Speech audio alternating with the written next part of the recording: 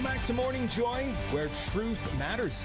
I'm your host, Keith Downey, and it is time for our weekly news roundup, where we dive into the juiciest headlines this week through the lens of our Catholic faith. And this week, today, we're discussing a particularly provocative proposal by President Donald Trump regarding the Gaza Strip. And to set the scene, because in case you didn't know, there's so much going on. Traditional media has not even caught up on all of the things that have been happening at the White House. So if you are having trouble keeping up with the latest news, here's the scoop. Back on February 4th, earlier this week, President Trump stated that the U.S. would, quote unquote, take over the Gaza Strip and own it, suggesting that the territory would be leveled and developed into what he called the Riviera of the Middle East. He also proposed that the nearly 2 million Palestinians currently living in Gaza should be resettled elsewhere, specifically mentioning countries like Jordan and Egypt. It's kind of a left field thing. I wasn't expecting that to be on my bingo card for 2025, and it has made many people a little bit unsettled. That being said, I do have to mention President Trump did elaborate or clarify a little more on Truth Social yesterday. Here's what he said on that. The Gaza Strip would be turned over to the United States by Israel at the conclusion of fighting. The Palestinians, people like Chuck Schumer, would have already been resettled in far safer and more beautiful communities with new and modern homes in the region. They would actually have a chance to be happy, safe, and free. The U.S., working with great development teams from all over the world, would slowly and carefully begin the construction of what would become one of the greatest and most spectacular development of its kind on Earth. No soldiers by the U.S. would be needed. Stability for the region would reign. Interesting. So the big question here is, what does our Catholic faith teach us about such a complex geopolitical issue?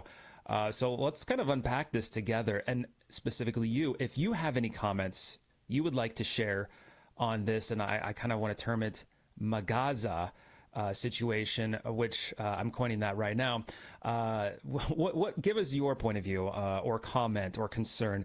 The number that you can call in is 877-757-9424. And even if you're on one of the social medias and you want to make a comment there, give us another, or put in the chat there. Tim is making me laugh because he said Gaza Lago. That's another one. Oh, silly. Here's something that I can't appreciate throughout all this. He's trying something different, right? He's trying something new. No one's ever thought of this before. Could it work? I don't know. Some part of me thinks that this is all just kind of a ploy to make a deal for peace. Like this is his whole art of the deal situation. One thing that I did see that I haven't seen in the news at all, the headlines, is what people are actually who are living there in Gaza are thinking or saying. For instance, there's a video on X floating around of some people that are living there saying, or basically saying, Trump, please relocate us. We can't live here, which makes sense. I mean, if you've seen pictures, the area is just completely in ruins.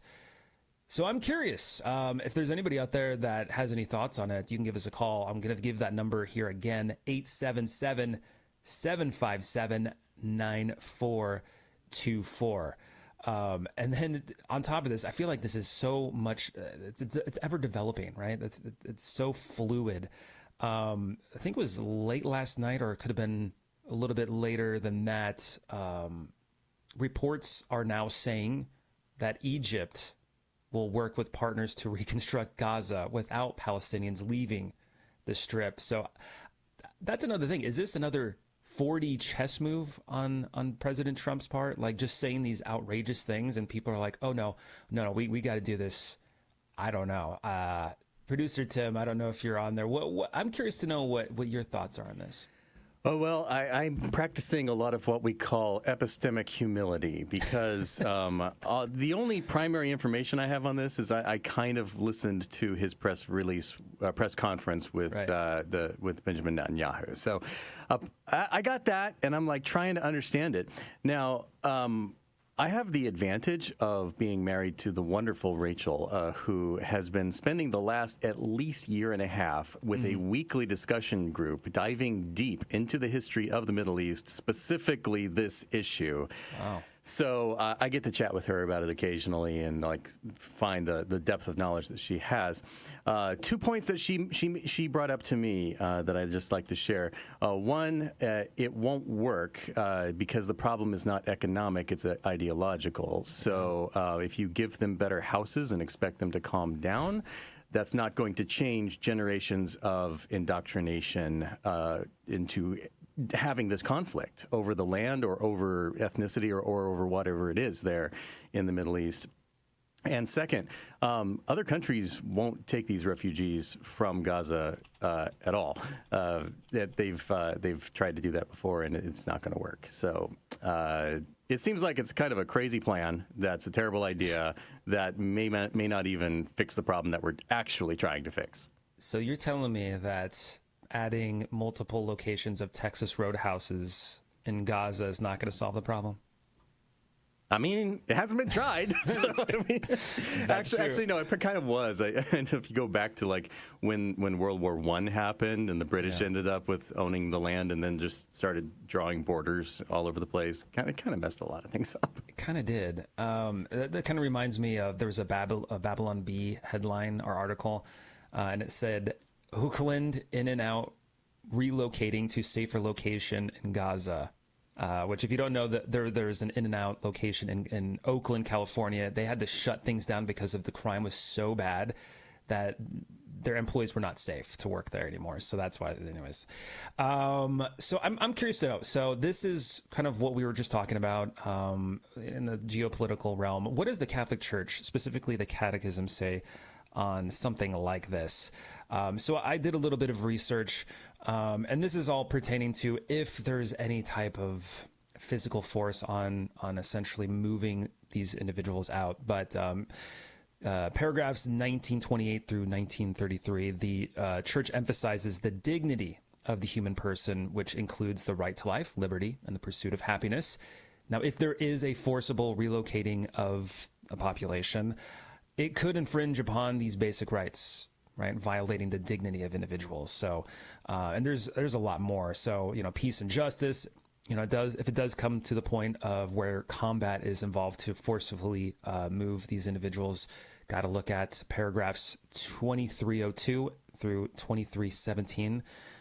War or any use of force must be justified under the principles of just war theory, which includes criteria like legitimate defense and the last resort. The proposal to take over Gaza doesn't really seem to fit neatly into these just war criteria, since it obviously involves preemptive or potentially aggressive action rather than defense.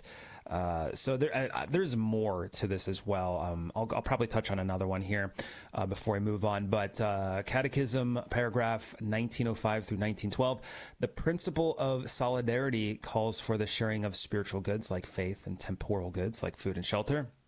However, any action must serve the common good, which includes peace, justice, and respect for the rights of all. So the resettlement of an entire population, especially against their will, if they are not willing to go anywhere, raises questions about serving the common good. So it's pretty gray right now.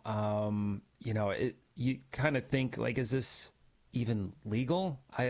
I don't know international law at all, but there seems to be some red flags that are popping up. And then there's also the conversation of like, well, we have a lot of problems here domestically that need to be taken care of, which makes me go back to thinking that this whole thing is just a ploy to get Jordan and Egypt to handle it, so that way we don't have to. And then I guess, I don't know, the thought of going in there after the fact when everything is settled down, which kind of what you were talking about, Tim, and Rachel, it's more than just an economic issue. Like, there is such a deep history that, majority of us here in the United States just don't have a pulse on, just because it's so far away, and the history goes very far back. And they don't really teach us that in school, the history of the Middle East. Maybe a few things here and there, but I don't know. Let's see here. Okay, we don't have any callers. That's fine. Any comments in the comment section before we move on here, Tim?